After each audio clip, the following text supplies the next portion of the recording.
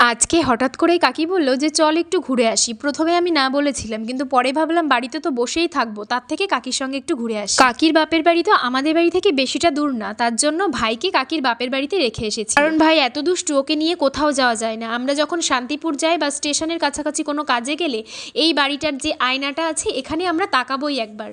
এটা আমাদের স্বভাব হোক অভ্যাস হোক যাই হোক একটা বলা যেতে পারে।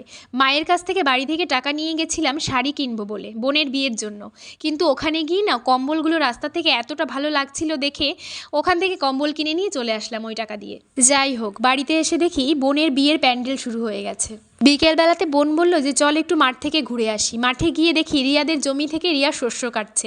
এটা দেখে আমার এতটা হাসি পেয়েছে, কারণ আমি কাটলে আমি নিজে বিশ্বাস করতাম, কিন্তু রিয়া কাটছে, এটা একটা অবিশ্বাস্যকর ঘটনা। আমি আর বোন মাঠেই ছিলাম। রিয়া আবার বাড়ি থেকে স্নান করে তারপর আবার মাঠে গেছিল। পুরো মাঠটা আমরা তিনজনে ঘোরাঘুরি করেছি। আর তারপর বাড়ি আসার পরে বোন আবার শুয়ে পড়েছিল, আর রিয়া বলল যে চল আমি আর তুই একটু হেঁটে আসি। এরপর দুজনে মিলে হাঁটতে হাঁটতে অনেকটা দূর চলে গেছিলাম। আর যাওয়ার পথে দেখি একটা গাছে 3টে ফুল ফুটে আছে। ফুলগুলো কেউই তোলেনি, বিকেল হয়ে গেছিল। আমি রিয়াকে বললাম যে দাঁড়া, আমি ফুলগুলো নিয়ে যাই, তাহলে বাড়িতে গেলে পুজো দিতে পারবো।